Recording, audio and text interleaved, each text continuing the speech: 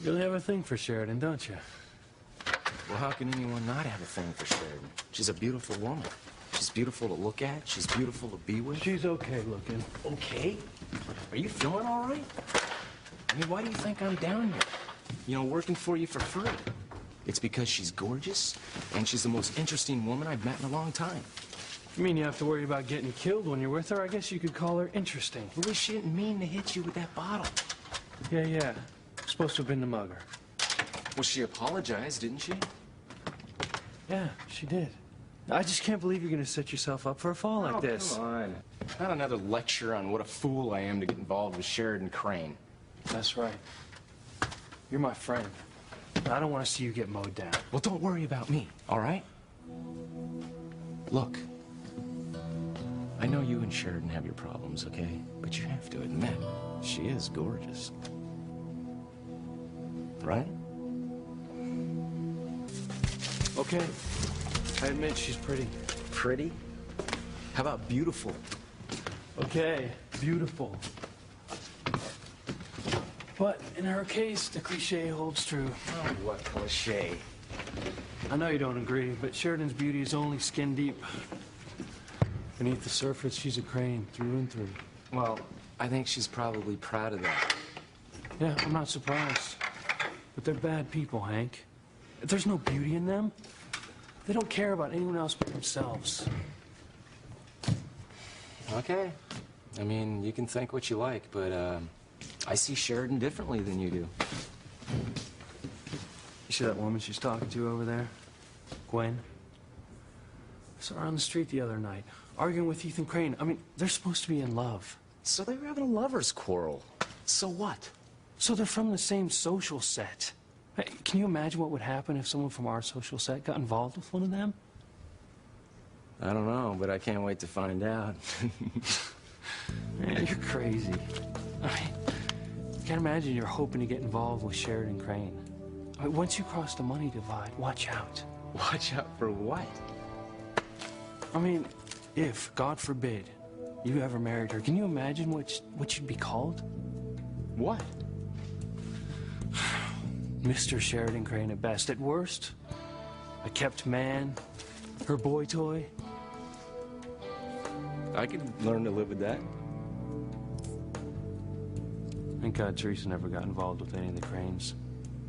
I'd go crazy if that ever happened. Man, you're the one that's crazy. I mean, if I had a sister like Teresa, I'd love to see her get hooked up with a Crane, because then I'd be related to all that money. You still don't get it, Hank. What? The Cranes are evil people. They have their own system of morality. They don't worry about the consequences. With all their money and influence, they think they can go their own way, do whatever they want, and get away with it. Well, isn't that the way the ball bounces? I mean, in the real world? That doesn't mean it's right.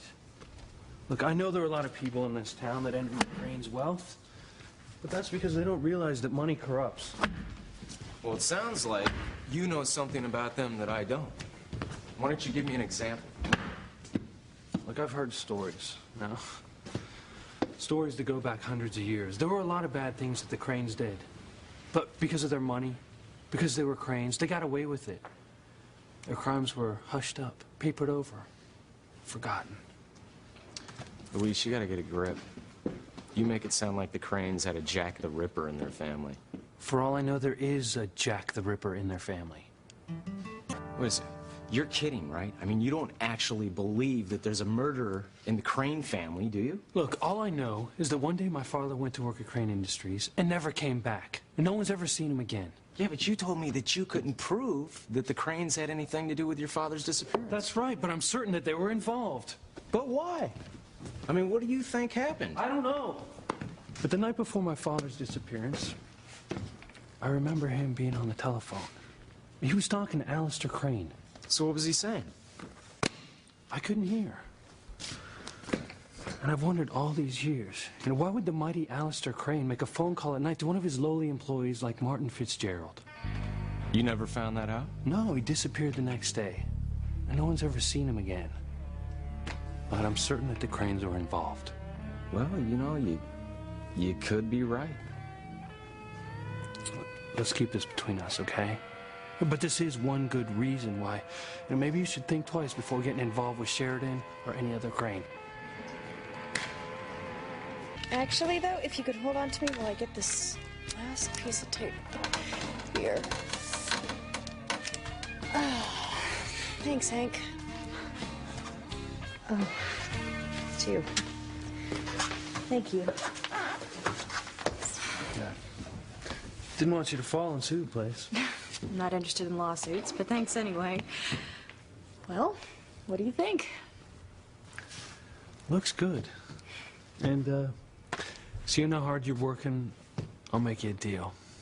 What kind of deal? If you'll chaperone the dance, I'll count it against your hours you owe me for community service. Well, that's a deal. The sooner I get through my hours, the better. Ditto. So, Hank, does that offer still stand about taking me to the Halloween dance? Oh, absolutely.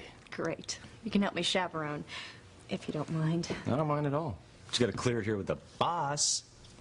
Do what you want. We're both grown-ups.